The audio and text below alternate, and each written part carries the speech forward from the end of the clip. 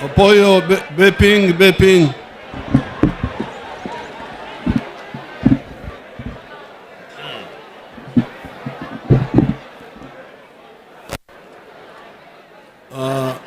Somebody should translate.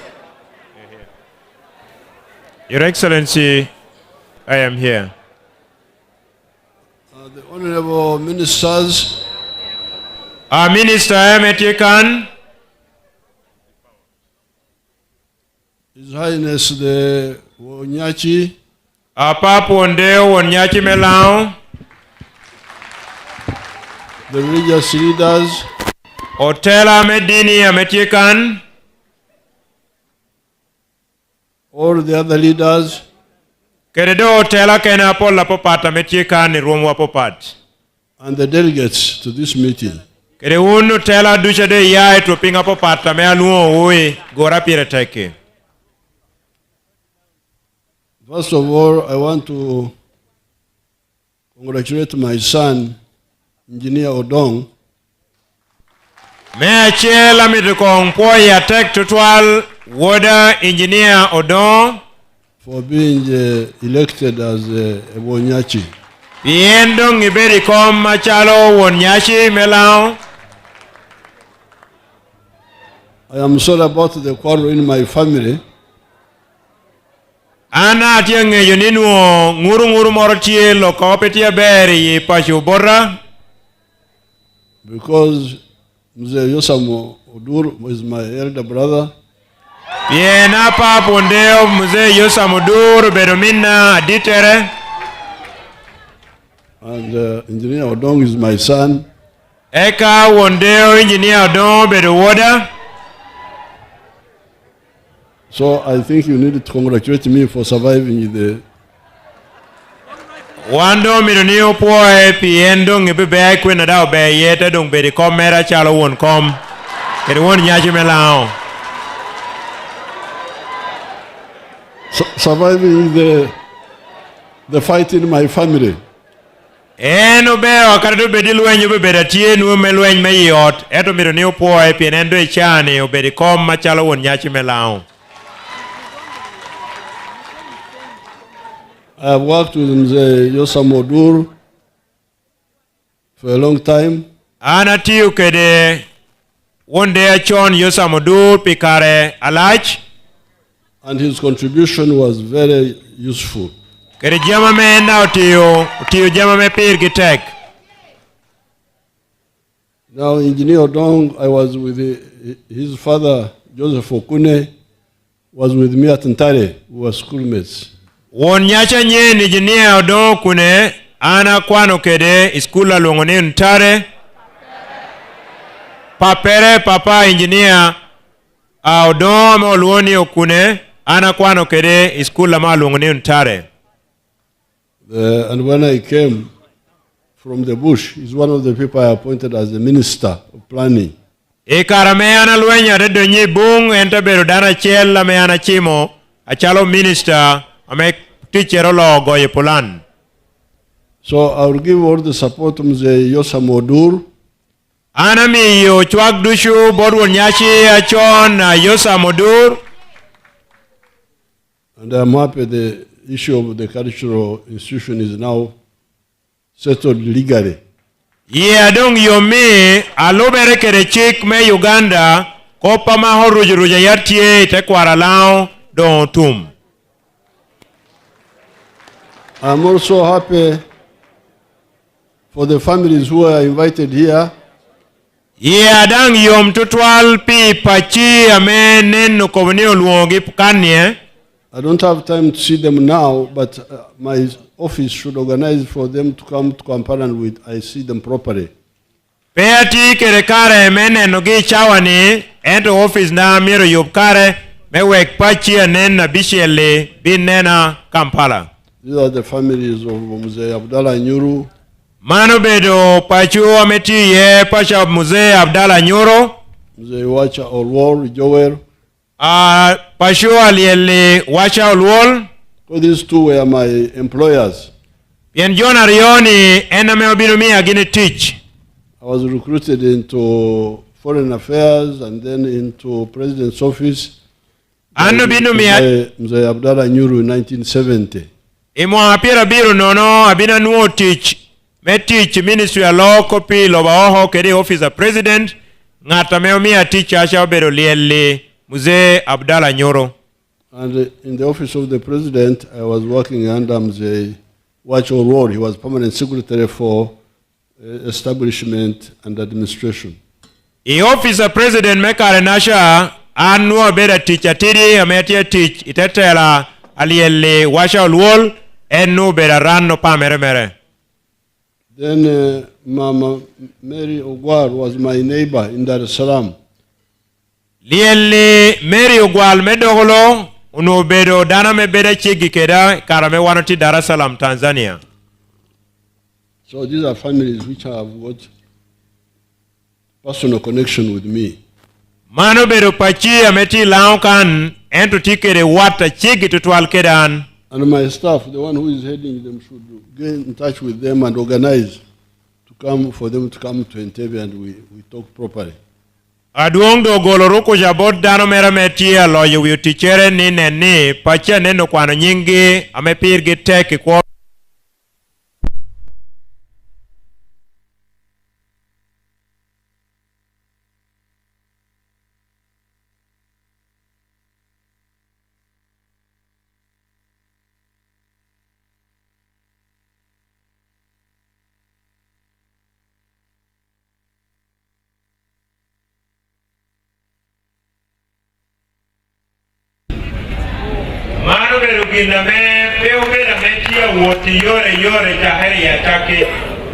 because these wars, the composition we are talking about is for properties destroyed during the wars of Uganda.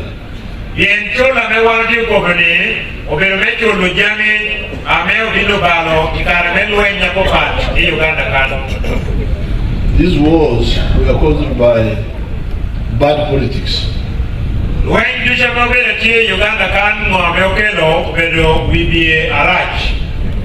Which we keep telling you about.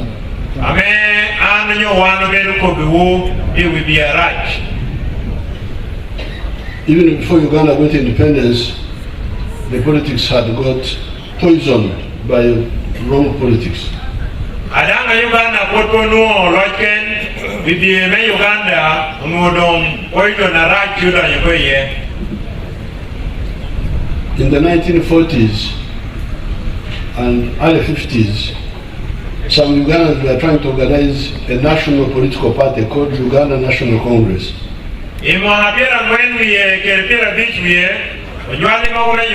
Mutia donyuke de Paris amenye Uganda National Congress. It was going to be national party.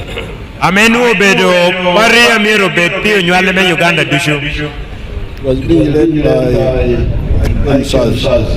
Yana menuti telo oloni aike Usazi. But the leaders were here were very active in that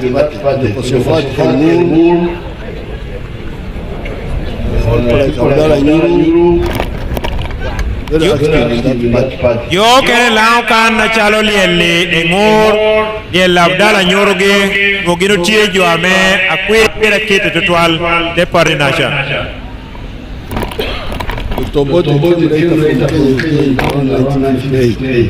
Lieli Dr. Bore dong eno biru bini chen kadong donye ye mo hapira bich wia aboro.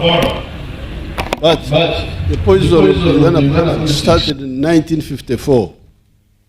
Ento poison na dongo biru bedi wibieme Uganda uchahere mo hapira bich wia ngwen. While Musazi and Kosofati Ngur, Abdallah Nyuru, Dr. Kununka and others were talking about Uganda. Then the Catholic elite started DP in 1954 as a Catholic party. Akarido bedi karenasha jo ameno kwano nyingino ununeno gitie meneno Uganda achalo lobachel dini me katolika echako party amalungu ni DP, New Democratic Party. Then 1960, so that undermined UNC. Yomano te duoko gupo nyote miyo pata malungo ni UNC doha agoro goro uko. And 1960, the other people, the Protestants and some Muslims, started the UPC as a party for Protestants. Eka imwahapira bishel nono, jo me ogeri kede ochila mogo techako parime UPC. And then the Baganda started Kawaka Yeka. Eka onywale me Uganda me yae tutu Buganda techako parime oluoni Kabaka Yeka. As a party for Baganda Protestants mainly. Amenu bedo pari onywale me Buganda edo duongere wok jo ame obedo ogeri. And Muslims. Kede ochilam. Now, I was around. Ikare ni endushu anonu atie. And I started by being a member of DP. Endonu atie no anadacha hobedo a member me party ya malungu ni DP. From 1960. Moni mwahapira bishel nono. Although I'm not a Catholic, but in our area, Ankole, there was some other local sectarianism there. Akarido bedi anpebedo atoli, endo kanana ya ye goni Ankole, unotijo omoga me maro jama me lubere kede line apopat, me dini kede me wibie. Some sectarianism between the cattle keepers and the cultivators. Na yakina jo amenu gwohodok kede jo ame pura. Apoha moro notie yakina ge. Now, the cattle keepers had made an alliance with the Catholics in DP. Jo ame gwohodok ikana na yaye ginote ye metich karachel kedo toli monite DP. That's why DP was strong in Ankole. En gino mi karenasha parema oluoni DP uno tek I Ankole. Now, then the other boys had joined the UPC. Awobo kere me kare wanasha gino te donyo gini party me UPC. People like Elia Kategaya, Dr. Gunda, and all these other boys, some of them were in UPC. Jo achalo Lira Kategaya, Prime Minister John Rwakana Rugunda, gino bino donyo ite party me UPC. So, from inside these parties and what were being exposed to globally, we could see that these parties were on a wrong footing. Kita menu wanatiu nenu kede yi parties apola popata menu tie karenasha ngeche no wando tiu nuongo kunyae tuopinga popati wilobo no ini neno ni pari ni endushu unopetia lobo yuaber. And by 1965, we started telling these leaders that you people, you are lost. You are going to destroy us. Imo hapira bishel wia beach, wanonda ya kukopela moga menuti kunini unba, irue nyunuko, kape iti waruna ber, unimi yuwao beru jua medadong, ubala bala ikometela. Now, because of the sectarianism, in the elections of 1962, no party could get a majority. Pia poho menutie, iyera meoberi mohapira bishel wiario, peti pari moro keken ameoberu kere jo apol kita no mita kere te chik me kare nasha. Because if you divide Ugandans according to religion, bien kado yini poho Uganda meiti guri merati chungi kop medini. No religion is even 40% of the population of Uganda. Peti dini moro ametie percent pirangwen onywale me Uganda. If you divide Ugandans according to tribes, kada ikoni tich kere rock kapola popat, no tribe is even 20% of the people of Uganda. Peti rokoro keken ni Uganda kana meti percent pirario me onywale me Uganda. So once you talk line of sectarianism, you are committing suicide. Kainde kwanyo yo mea poka kunbe dini nyo pari no yindo iti de yekeni keni. And this is what happened. En gina meo tiye karanasha eno. In the elections of April 1962, Iyera medwe me angweni mohapira bishel wiario. no party could get majority. Peti pare moro kikenda me obedo kere jo apol kita no chik me karanacha mirro. The seats in parliament were 82. Kom duja menuti parliament nuti piraboro wiario. I'm telling you this because what you call history, I call current affairs. Ana ko duman pen gina me ini ko uno ni gina motiye karachon monitu borra bedo gina me otiye ichawani. I was just there like I am here now. Ana nuwa tiye kune karenasha kita medang purine na una tiye kere kane chawani. The UPC got 37 seats. Out of the 82, there were 82 seats in parliament. Iya kina komma meromo piraboro wiario pare me UPC obinuo ka piradekwie ikarenasha. Piradekwie biro. The DP got 24 seats. Party me DP tenuongo pirario wiangwen. But UPC was found for cheating. Ento party me UPC ikarenasha onuongeye gina bero twalpi kwa lokwir.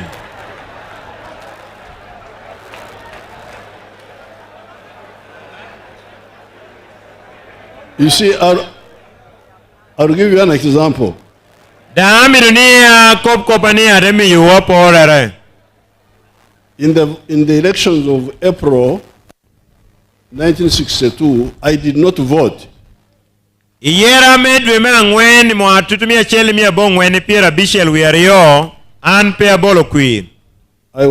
at that time, the voting age was 21 years. Pieni karenache de chika Uganda Mohamed Bolokwi no timu hapira rio wiachel. And that time I was 17 years, going to be 18 in October. Imohanasha nuanati muhapa ruyabiro amedwa wore muhapa raboro idweme apar. So I didn't vote. Dongan pete Bolokwi. I didn't even register because I knew I was underage. Peda choye me Bolokwi piangeo ni muhananu potporomo me Bolokwi. However, my brother Kategaya, who was in UPC, Endo mina Lira Kategaya menu bera member me party me UPC. He was 1 year older than me. Nuenti muhachiel la nyim kundit karako. So he would have been 18, not 21. Amenu muhamereti mirobeda paraboro endo pira wiachel. He did not only vote, but voted 8 times. En peo bino bolo ka queer, ento bolo queer, tiena boro, iera nasha, karado bedi muhamere no pera mo hapia rio wiachel.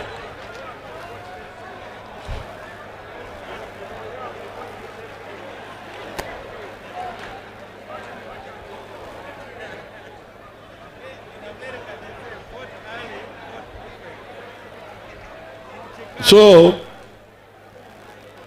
that's how UPC would conduct politics. Dong man me pari me UPC no tiu kere wibiegi no. And they would sing.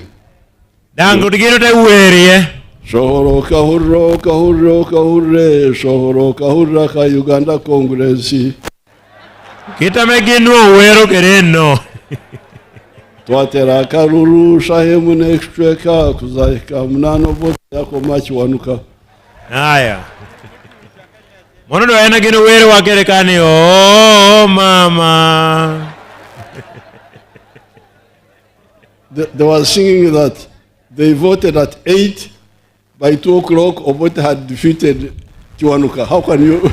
Niki nuoti weni gino boro kwir chawa boro chawa rio endo chawa boro onu bore dong olanyo Kiwanuka ko. How can you defeat somebody before the elections are over? Do endi e penyo ni yini no olanyo dara me yini chunkere ni ngo me yera pot pe otum. So that by the politics of sectarianism, don't we be a right me apoha pohani damaged the political parties. Obino bo balo parties apata po patanuti Uganda. That's why you could not get a party with a majority. Engin mi no pera unwo pare moro ke kenna me tikere namba mejo ameno chik mi rekare nasha. But also damaged other institutions. Dang de bino dog ballo dul kom gamento kena pola popat. Such as the army. Achalo bala mon. The army was destroyed completely because of, you know the story very well. Mondo biro balle atirate danguni ngewunu chitore mera bero twal. How many soldiers were killed by other soldiers because of their Langi, their Chori, then they are killed by Amin's group, then terrible. Omonye mene nyoke yemena me obinu nego pibero lao nyo pibera choli ena me aminda onehogi winning uno mandu juno pegina besho. Soldiers killing other soldiers. Omonya metia neko monyi wadege. Now, that bad politics damaged the political parties but also damaged the institutions. We be a raj mekare nasha obinu balo parties apola popat enda Dr. Ballo jangdul kom gamente anutie. Now, that's why the NRM advises you, people strongly, please avoid bad politics of sectarianism. Engin mio party me NRM miu utami kaini miruti you will be near bed wek we be a rajuko. You may think it is a joke, it is clever, but it's very dangerous. Ino tamuni jotie tuga inyo rieke karo joke noko endo we be me poha right tutwal. So, when we are talking of insecurity, the suffering, the loss of property, how did it start? It started with the bad politics. Kado wano kobo kope me maho kara me kuj peye kao penya penyo chahere ningo o chahere pien wibie me kare nasha no bedo wibie rach. Now, our journey all this time has been to correct the politics. Don't water wano bedo water e kare ni dushu no bedo me yobo wibie arachi. That's why we tell you of politics of patriotism, love Uganda. Engin mi wan kao ponyo woni bedanyo ale me Uganda me maro lobuni. Pan-Africanism, love Africa. Bedanyo ale me Uganda ame maro loba chola ma lunguni Africa. Socio-economic transformation, become new society. Kella loha pola popat me wek kana wanati uberiye woti lo here nyorochere. And democracy. Kere kopa donga mako loch nyotela aben. Other people tell you different things, but that's up to them. Mono jama wano maroko bojo kene kobu ginu kene mono do bero megige. So, you have all spoken that there is peace now. Wundu jama kobu kan idwa hono pochi kujongchie chawani. That is because of precisely that politics of patriotism. Kuchameti chani pien wan bero lokedu kunu kobilwag me Uganda ni ma lobu ni Uganda. The politics of patriotism has enabled us to build a powerful army. We be memaro Uganda omiwa ugero gurime monya tek that has been able to fight all these wars. Gurime monya tek ame olwenyo lwenya me winingio uno ni dusho menutie lo wakan and brought peace, and we salute the Amuka because they joined us. We are very happy with them. Gino lwenyo gine otakelo gine kuj gin mony ero dami to puoyo tino wa me odonye ya Amuka pen gino lwenyo karachel dan kede mony me Uganda. Because in our doctrine of defense, the army is a nucleus, the people are the army. Chilwa me kobiko mony monyo bedo gureti tidi ento dong monya ditero bedo luak me Uganda. Now, when we were still fighting those issues, ikarame wan poroti ulwenyi kom jami magi, the war with the Kony, the war with the Sudan, because it was not just Kony, it was Sudan, the Arabs, all that confusion. Luenya kony, luen ke Sudan, luenya wanu ti ulwenyo po bedo mea kony, wanu ti ulwenyi ke rabu ame yai to Sudan. Our plan was fight the war, finish, and rehabilitate the country. Neno wanu tieni kao lwenyi dong lwenyi e kao de tieko obet kere kare mero rosho lobo Uganda. And indeed start rehabilitation of the country even before the end of the fighting. Dang yateni wanota chako rosho lobo Uganda ame put peda o chobo lweny me kare nacha. This issue of compensation, Kome chulo doke, I have been told that compensation is not normally done for wars. Ano mi ang'eyo ni chuloro kiken peo timo ikom jama me oya lweny. Or natural disasters. Onyodong peko mora me oya ameno lo wandano konudo ya boto ba. We have got our powerful lawyer there, Mao, can guide us. Do they What? normally compensate for war and natural disasters or what? You tell us. Wano tieke de minister melo kobi kom guoko penchik enromo kobi wani chul ka chulo. Umaro chulo me utio chulo me oya kobi kom lweny. Your Excellency, compensation can be done to restore livelihoods of people resulting from war according to the laws of a particular nation and the policies of that nation. And in our laws today, compensation is allowed. Be careful about Mao.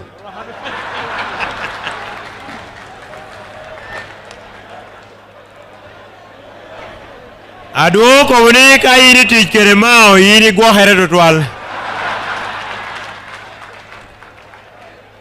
Because Mao is saying that, because you see what happened was that for us, we were planning for rehabilitation. Ana mitakobuni itutu borwa no wanoti ugoye pulan meru rosho Uganda. But some lawyers went to court and got this award of compensation. When I heard about it, I said, you people, how you talk and you see how to resolve it. Endi kara wanoti uti yumano opili da mogo ginete woro kwe court kana mengola taberiye ame miro dong chul. Endi kara me ana winyo ana teko bijona ni loka kere jono. But now Mao is saying that because it was smuggled into the law, it is now also law. Ento Minister Mao dong tia kobuni ginni ubinu iyore morode dong bedo part of chikwa endong tia kobuni ubedo chik. But the problem is that war is so destructive, the destruction is so much that compensation is impossible. Kopa dong piratek tieni ka pehodo ya lweny kelo dong jamia pol la resha me otiye ametek tutwal me kobuni chula. Because for instance, in the 1979 war, the whole of Mbarara town was flattened. Not a single building remained standing. Kana mi ya chala por ilweny me mwa pira biru ya bongwen wudi dushu amenuotie Mbarara town obinu chielo giyo tareto giping dushu. The whole of Masaka was flattened. Wudi dushu amenuotie I town me Masaka obindango chielo giyo tareto giping dushu. In Ruero, you know, we have got 33 mass graves with 300,000 people killed in Ruero. Iluero kiken jo aromo nyo karola hadeho ko tieme oto kunu kun kana me oyiho ye jo adondo tiegin pira dek wi adek. So if we had to compensate all those, how would we manage? Do apenchi ni kanu miro wano chul jo ameo neho chadong dushu unuodo miro wano tim ningo. So when I heard about these lawyers who had gone to court and so, me, I always try to look for peace. Karameana winyu ni tiu pilida mogo ameo wo record and winning ya bear and always nyo kare amo kwenda me kuchtiye. And we are concentrating on defeating the terrorists. Downwo neno wa keretam watie me riem monyo loyo utima ranya nuotie ati yutichareche Uganda. That's why I said you negotiate with them.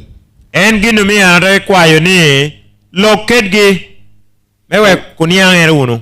And they reached that agreement which the Deputy Attorney General was talking about. Dangdong lok taberatie ngwanen Deputy Attorney General chia kobono taberdong kana mejo tagiki yeno. But we had not met all of us to say that this is the right way. I had to see how to accommodate them.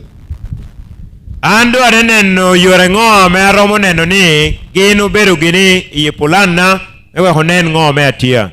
But now, along the way, first of all, the lawyers took all the money. Those lawyers were involved. Kado ngana koba ikarame kopido chahere duonga chente jo ameotero obero pilida. And we came to know this later. Ya wando tenge yo kopido ngichen ni duonga chente memiro chul kere jo oworo koboro pilida. Then we came in and now we had to push out the lawyers. Eka wando te bini ye otedong choro opilida ni okote. So this issue of secrecy, people getting money secretly, without people knowing who has got and who has not got, started because we are trying to push out the lawyers. Komanda menen nyo jo atemo lohye me otie koni chente jo bero nuonga linga me jo petia ngeyo nga me onuo chente mono bero tiye pien karawando tiu uchoro hodongo opilida. We are saying let the money go to the beneficiary direct, not through the lawyers' companies, because that's how the lawyers were stealing the money. Wanu tiu komuni kadong chuloro tie wek chul wot kom atirate bodjo amemiro chulge endo pebeye iboro pilida. But even now, I hear that there is a lot of, even the MP who spoke about it. Chawani anatia winyo ni kopdong tie pola na ha dana me okwano duon lao oloko amahomano. That there is a lot of extortion. Ni tikita me otia gammo chene tutwale bodjo amemiro nuong chul medok. And even there was also inflation of claims. Medimano dang jo te choyo namba me jama me gino tiu tamani chulgi omedo malateha teha. So with all this, we have heard that we have already spent 169 billion. Dong pemandushu wuni winyo ni kopa mema hochulo dok wandong okere yedang chenda medong odonyo ko oho billion mia chel piera bishel we abongwen. And according to this line of thinking, we need another 506 billion.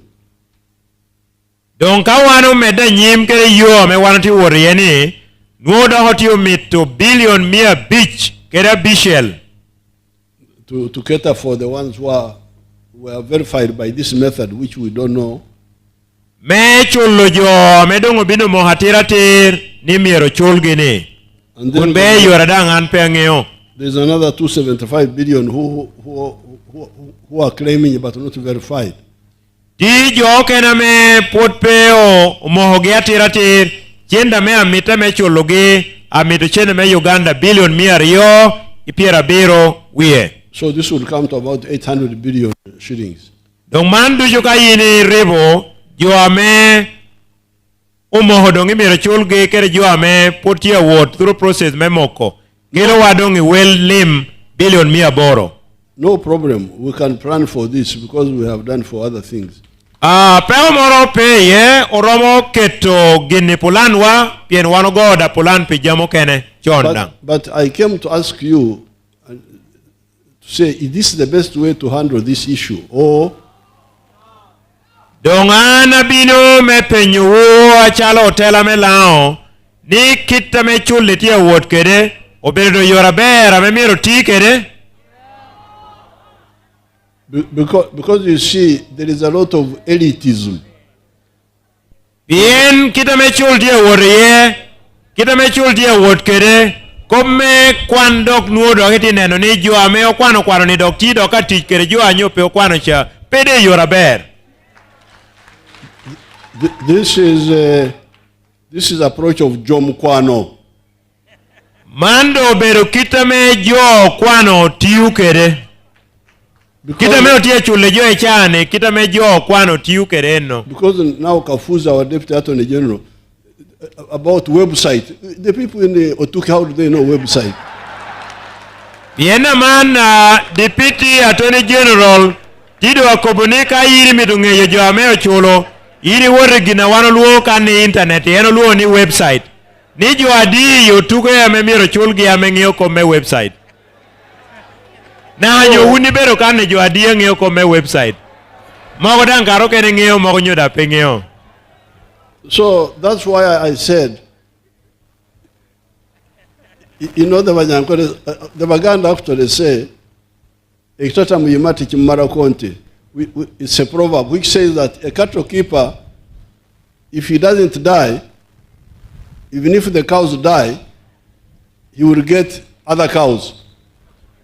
Tie charolo koro ilo Buganda mekobuni kaina gwok dok akari to ekanyo dok dang teto ento dana megwa dok pod binu nuongongo dok It is a proverb by Baganda, but about Banyankwere, because they know that they are very committed to cows. Mono bero charolo Kuganda ente tuborwa yankole kucha wanu ngioni guri watek tutwalti gwok dok. So that's why I said let's go and talk about it. Enginumia analuo ukan igora mepira teke mewe wano lok kikobi komchule kaoberu yoraber amemiro tia mogboruni pemiro mi luaka me wano telo ngeni jamini dusha maberu peka memiro chobi romo chobera wanchel. I still insist on our old method of mot, you go far. Dongan poratia amohoko itama me anahana beru miyuni ti jamewa mot nyo iyore achel. So, but if you say this one here, you are going to fail. Kawando ko ni timan medokiman timasha medimasha wano poruno ko. So I'm very happy that we have moved in Lango on the issue of the roads. For instance, we have dealt with Kamudini, Lira Road. We are going to work. I don't know why they have not started on the Tororo to widen this old road. They should have started to widen it. I don't know whether they have started. Then the one of Ochero, Dokolo, that one we shall definitely work on because it's already on the way. The one of Ayer Corner, that is part of the Akibua. That one will be done. It will be part of the Akibua effort. Now, my road to Lira, Aleptong, Otuke, Abim,